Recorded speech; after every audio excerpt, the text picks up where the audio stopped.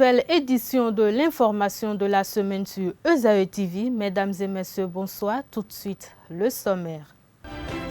C'est officiel, conformément au calendrier musulman, le Ramadan, 9e mois de l'année, selon le calendrier musulman 2019, a démarré ce lundi 6 mai 2019 sur toute l'étendue du territoire national. À suivre dans cette édition, le commentaire de Kader Achirou qui sera reçu en direct dans cette édition. Avec notre journaliste chroniqueur, nous reviendrons sur les tensions post-électorales au Bénin et les grandes leçons à retenir. La Vitalor Ligue 1 a connu sa 28e journée ce week-end à René-Pleven. ESAE Football Club et Aspac se sont neutralisés, un but partout. Les détails dans un instant.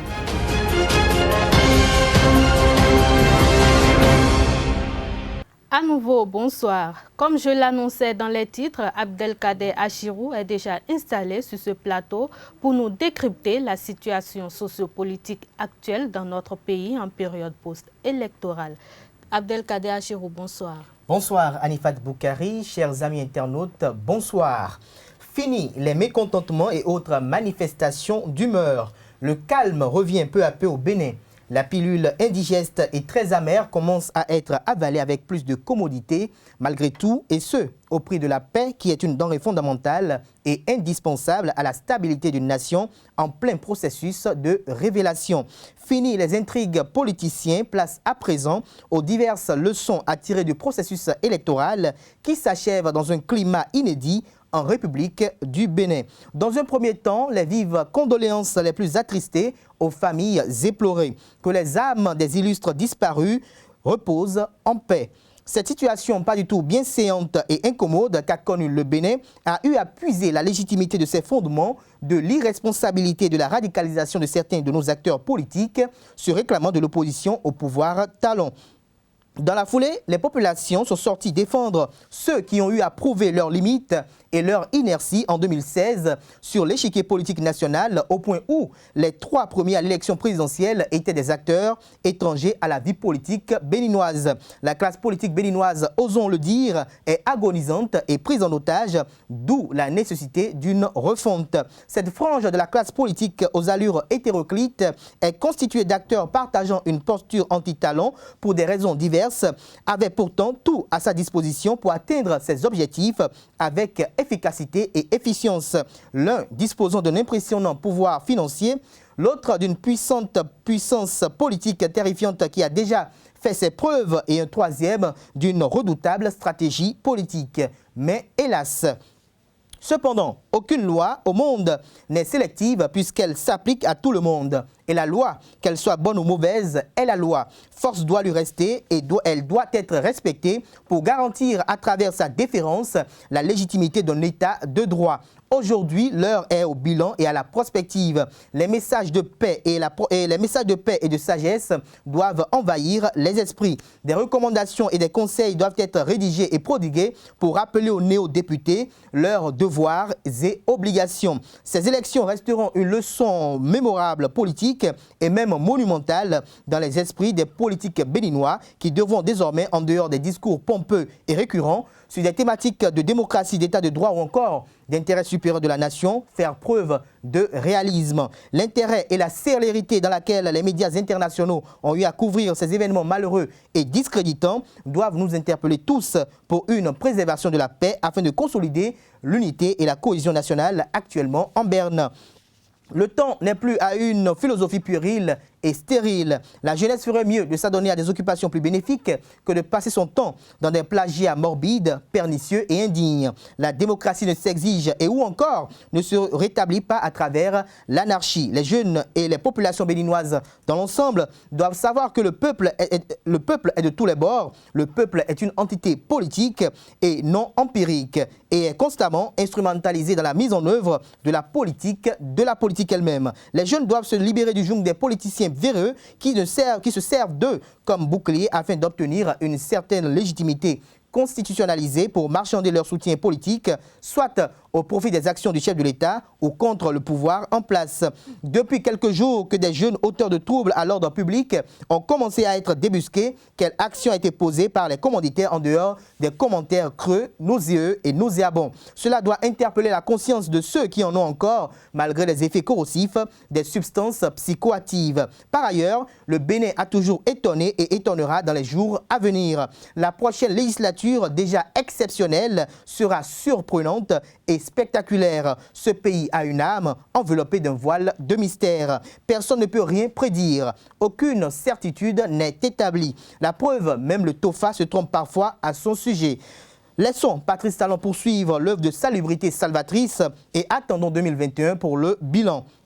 65% des Béninois lui ont donné un mandat de 5 ans pour opérer des réformes et relever des défis. Il n'est pas Dieu pour être parfait ou irréprochable. Focalisons-nous sur les actions titanesques et positives, puis attendons la fin du quinquennat afin de tout mettre dans la balance pour une conclusion qui impactera en fonction du bilan du moment la perpétuité de son système. À cela s'ajoute la justice divine qui est plus puissante que celle des hommes, qui a pu montrer sa foudroyante capacité en recalant déjà certains qui se voyaient déjà députés à l'Assemblée nationale lors des échéances électorales passées. Tellement cette justice est si juste qu'elle a eu à donner des leçons à Thomas Boniaï en 2016 en portant Patrice Talon au pinacle contre vents et marées. Patrice Talon, après avoir été brimé par le passé, est une preuve vivante aujourd'hui de cette justice divine. Sinon, qui l'eût cru? Patrice Talon nous présente sa perception et sa conception de la démocratie, une conception assimilable à une dictature des lois de la République.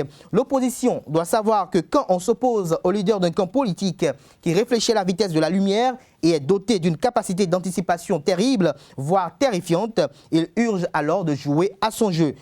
Pour l'heure, aucune formation politique de l'opposition n'a d'existence légale. S'il faut sacrifier des logos, alors faites-le, car il serait le gage d'un lendemain plus ou moins rassurant. Ainsi, la dissolution des formations politiques existantes actuelles peut être envisagée pour la création d'un parti unique et unifié appartenant à tous, où tout le monde est égal, avec un bureau politique national et un présidium composé de Thomas Boniaï, Candide Armand Maria Zanaï et Sébastien Germain Ajavon. Les gagnants ne sont pas ceux qui n'ont jamais chuté, mais ceux qui ont toujours su se relever pour poursuivre le combat de leur idéal. Inutile d'agiter le pays en manipulant les populations à coups de billets de banque, compte tenu de la morosité économique ambiante et du climat anxiogène. 2021 se prépare dès maintenant et il faut retrousser les manches tout en ne perturbant pas celui qui est l'actuel locataire de la Marina. Merci à vous, Kader Achirou. Il faut rappeler que Abdelkader Achirou est journaliste chroniqueur à ESAE Télévision. Nous continuons cette édition. Le Ramadan, 9e mois de l'année selon le calendrier musulman, a commencé ce lundi 6 mai 2019, a annoncé l'Union islamique du Bénin. Le jeûne du mois de Ramadan constitue l'un des 5 piliers de l'islam. Au cours de ce mois, les musulmans ayant l'âge requis, selon les courants de l'islam, ne doivent pas manger, boire, fumer, ni entretenir de rapports sexuels de l'aube au coucher du soleil. Le Ramadan est considéré comme le mois de la charité car lorsqu'il s'achève, le fidèle doit s'acquitter d'une aumône, la zakat. Il est aussi le mois au cours duquel de nombreux autres événements importants de l'histoire de l'islam sont commémorés. Nous y reviendrons dans nos prochaines éditions. La France a réagi à la nouvelle de la disparition des touristes français et leur guide béninois retrouvés morts dans le parc de la Pendjari au nord du Bénin. Jean-Yves Le Drian, ministre français des Affaires étrangères, à travers un communiqué publié sur son site ce dimanche 5 mai 2019, a présenté ses condoléances à la famille du guide béninois et informe que les recherches se poursuivent activement. Le ministère français des Affaires étrangères indique que les recherches se poursuivent activement afin de retrouver les 2 touristes français. La plateforme du secteur sanitaire privé du Bénin, PSSP, a organisé du 29 avril au 3 mai 2019 à l'Infosec de Cotonou un atelier de formation des prestataires de soins sur la prévention des infections d'une part et l'éthique dans l'exercice des métiers de la santé d'autre part. Cet atelier a pour but de renforcer les compétences et d'améliorer la prise en charge des malades dans les secteurs privé et public de la santé. Le compte rendu avec Abdelkader Achirou. La plateforme du secteur sanitaire privé du Bénin, PSSP, avec ses partenaires canadiens, notamment l'Université d'Ottawa et l'hôpital Montfort, a organisé du 29 avril au 3 mai 2019 à l'Institut de formation sociale, économique et civique, Infosec de Cotonou, un atelier de formation des prestataires de soins sur la prévention des infections d'une part et l'éthique dans l'exercice des métiers de la santé d'autre part. Financé par la Fondation Mérieux, cet atelier de formation a réuni une trentaine de hauts responsables de structures sanitaires avérées, dont 5 provenant du secteur public. Animé par des experts canadiens venus au Bénin uniquement pour la circonstance, cet atelier a porté principalement sur la prévention des infections, le lavage des mains, les mesures universelles de précaution, la juste prescription des antibiotiques, la résistance microbienne aux antibiotiques. L'éthique dans l'exercice des métiers de la santé a été explorée de manière transversale par rapport aux thématiques de la prévention des infections. On a fait une formation transversale avec des sujets tels l'éthique clinique, le professionnalisme, la collaboration interprofessionnelle. Voilà. Alors que il y a eu une très belle interaction. On a eu des participants enthousiastes, remarquables. Et on a aussi beaucoup mis l'accent pour que ce ne soit pas une formation magistrale, mais c'est une formation participative. On a été très, très impressionné par la richesse des échanges et des réactions, qui sont une preuve que les enseignements donnés suscitent réaction et de la part des apprenants. Donc on est vraiment ravis, la Fondation, d'appuyer cette formation. Et on a vu que les sujets c'était des sujets vraiment qui nous tenaient à cœur. Cet atelier a pour but de renforcer les compétences et d'améliorer la prise en charge des malades dans les secteurs privés et publics de la santé. Satisfaction et enthousiasme sont les sentiments qui ont animé les participants à l'unanimité. Ils saluent l'initiative et souhaitent une récurrence dans l'organisation des ateliers de formation du genre. Une remise à niveau de mes connaissances sur certains sujets et une amélioration aussi de mes compétences. L'éthique est un sujet vraiment important qui englobe plusieurs aspects de la prise en charge du patient. Donc, on nous a un peu montré qu'il faut être humaniste dans les soins. Ça nous permet vraiment de corriger un certain nombre de choses dans la pratique médicale. Nous avons aussi abordé des termes par rapport à la médecine et les humanités, par exemple l'éthique et la collaboration interprofessionnelle, le professionnalisme et bien d'autres thèmes qui ont rapport avec l'interaction entre le médecin et le patient. Ma première recommandation, c'est déjà de pérenniser ce genre de formation parce que ce n'est pas tout le temps qu'on a des formateurs aussi avertis, aussi dynamiques qui viennent nous apprendre. D'abord prendre un peu de ce que nous faisons d'habitude, mais nous apprendre leurs pratiques qui sont très bonnes. Donc pérenniser ce genre de formation, on va leur demander de ne pas se décourager, de venir. Cette formation est de grande portée et sera organisée les mois à venir au profit de ceux qui n'ont pas eu la chance d'être présents à cette occasion-ci. Les objectifs ont été atteints parce que tous les participants étaient contents. Pour la plateforme du secteur sanitaire privé, l'objectif premier était de faire comprendre aux professionnels de la santé que le développement professionnel continu est quelque chose d'incontournable et d'obligatoire pour pouvoir améliorer leurs compétences et être capable de délivrer des soins de santé de qualité. Le deuxième objectif était de montrer à tous les participants que la plateforme du secteur sanitaire privé était à leur service pour leur permettre de contribuer à ce que les soins dans le secteur privé soient de meilleure qualité. La plateforme nourrit l'espoir que chaque participant de retour dans sa formation sanitaire d'origine puisse mettre en application les notions reçues et acquises. Les enquêtes seront effectuées dans 3 mois pour mesurer l'implémentation de toutes ces nouvelles dispositions au niveau des formations sanitaires. Une nouvelle formation est prévue pour le mois de novembre 2019.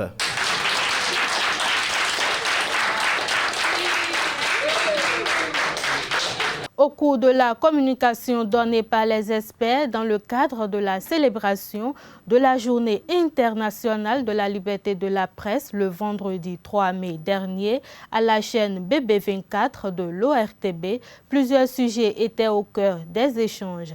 Entre autres sujets, le commissaire Zola a donné des clarifications sur la peine qu'encourent les administrateurs des groupes WhatsApp lorsqu'un membre de groupe diffuse de fausses informations. Suivez plutôt.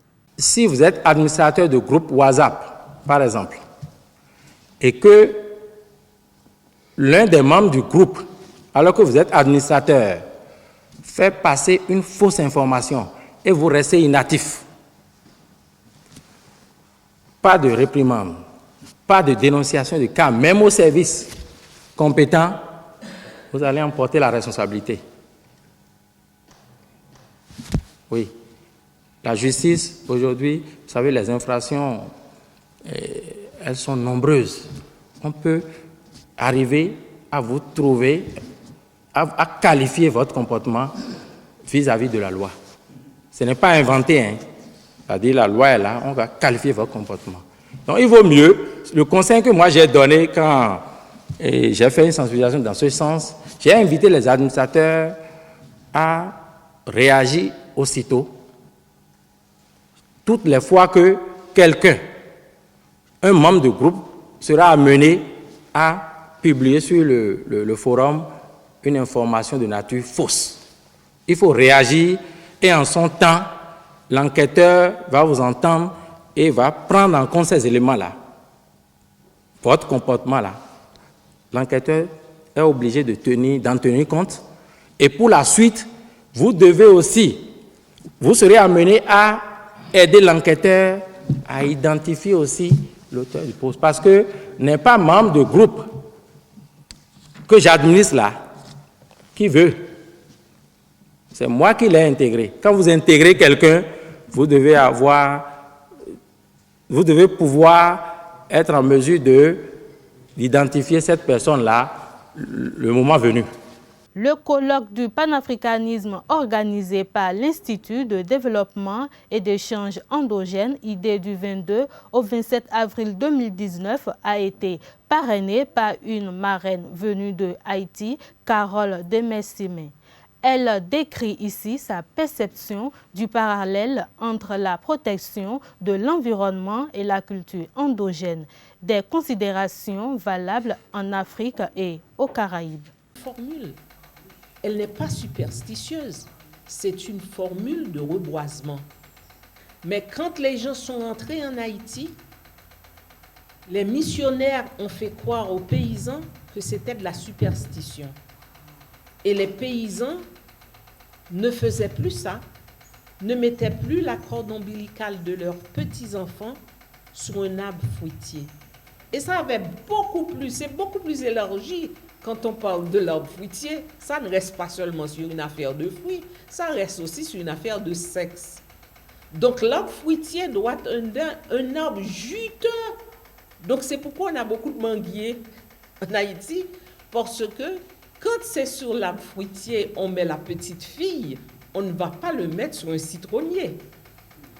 On va le mettre sur un manguier. Au-dessous du manguier, parce que c'est une petite fille, elle doit être sucrée pour l'homme qui va la retrouver à un certain âge. Elle doit être fameuse et douce pour un homme. Donc il y avait tout ça. Et pour un homme aussi, pour un petit garçon, il y a certains arbres bien déterminés pour le petit garçon, puisqu'il lui faut un bon sexe. Il lui faut être très solide. Tu comprends? Donc, il y a tout ça.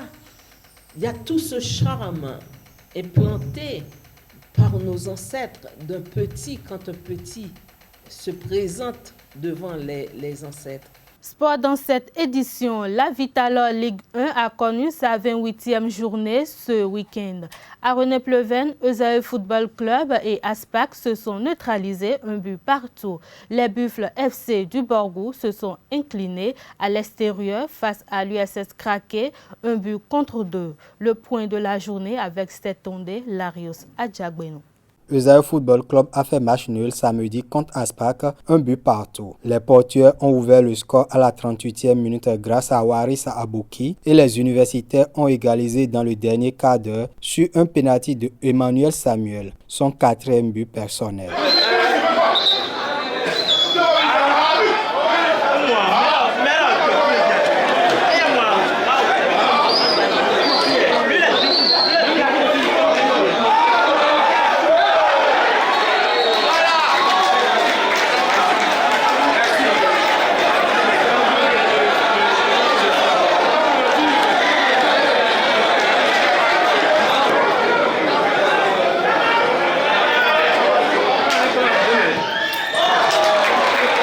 Bon, on était dans le clou, l'arbitre a mis un pénalty. Bon voilà, moi je ne juge pas, mais bon, on est à l'extérieur. Je pense qu'on aurait pu faire mieux, mais on joue un match à l'extérieur, n'oubliez pas que c'est un match à l'extérieur en tout cas. Oui, il faut reconnaître qu'aujourd'hui, ça n'a pas été facile. Surtout que nous jouons face à une équipe qui, entre-temps, avait perdu le match passé. Donc, ils étaient venus tout gonfler. Il faut reconnaître qu'on a joué face à une équipe, une très bonne équipe d'Aspac. Mais tout ce que je retiens de ce match, c'est l'état d'esprit de mes joueurs en seconde partie. Parce qu'ils étaient venus dans l'intention de revenir au score. C'est ce qui a été fait. Énergie FC et Asvo se sont également neutralisés sur le même score d'un but partout. Mais la rencontre a été entachée d'un vilain geste de Nazifou Paraíso d'Asvo. Ce dernier a agressé physiquement l'arbitre Martial Mévoyon qui a refusé le second but de son équipe.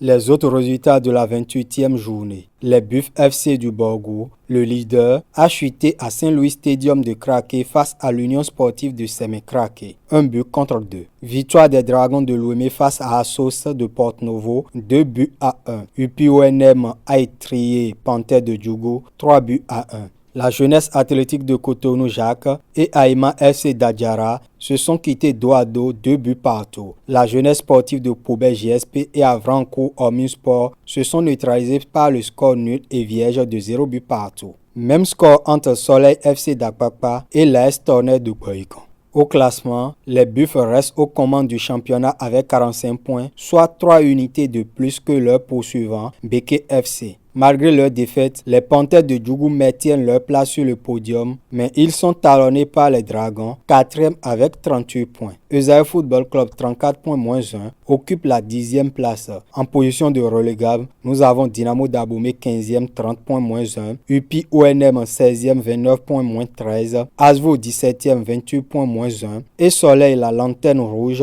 17 points moins 21. La Vitalor Ligue 2 a également abordé sa 28e journée le week-end écoulé. Espoir de Savalo à Kanké 2-0. Zazira Dynamo de Parakou 0-2. Entente FC AS Cotonou 1-0. Ojo FC Cavalier 2-0. Real Sport de Parakou UNMB 2-0 et Requin FC Taneka 1-1. Et voilà, c'est sur ces notes sportives que nous allons mettre un terme à cette édition. Merci de l'avoir suivi. Restez toujours connectés sur les www.eusaetv.bj. Bonne rupture de jeûne à toute la communauté musulmane.